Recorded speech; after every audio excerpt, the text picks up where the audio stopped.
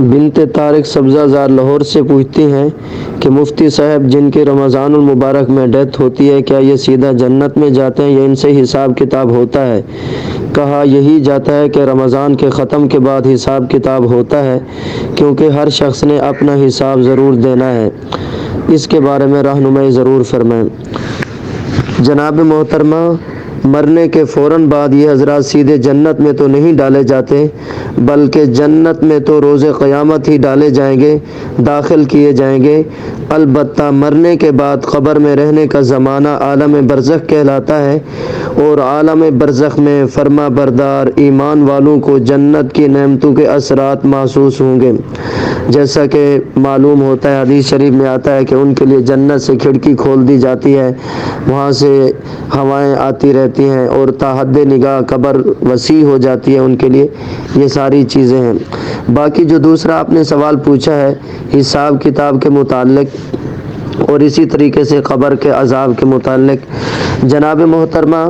رمضان المبارک اور جمعہ کے دن یا رات انتقال کرنے والوں کے بارے میں روایات میں آتا ہے ان سے قبر کا عذاب ہٹا دیا جاتا ہے۔ اب یہ عذاب صرف رمضان المبارک اور جمعہ کے دن یا رات ہٹایا جاتا ہے یا تا قیامت؟ تو اس کے بارے میں بعض علماء فرماتے ہیں کہ صرف رمضان المبارک کے مہینے اور جمعہ کے دن یہ عذاب قبر اٹھا دیا جاتا ہے، جبکہ بعض علماء فرماتے ہیں تا قیامت ان سے قبر کا عذاب ہٹا دیا جاتا ہے اور یہ قبر میں راحت و آرام کے ساتھ رہتے ہیں۔ زیادہ راجح یہی معلوم ہوتا ہے کہ مسلمانوں کے حق میں یہ حکم عمومی ہے کہ اگر کسی مسلمان کا انتقال رمضان المبارک یا جمعہ کے دن یا رات ہو جائے تو تا قیامت عذاب قبر اور منکر نکیر کے سوال سے محفوظ رہے گا،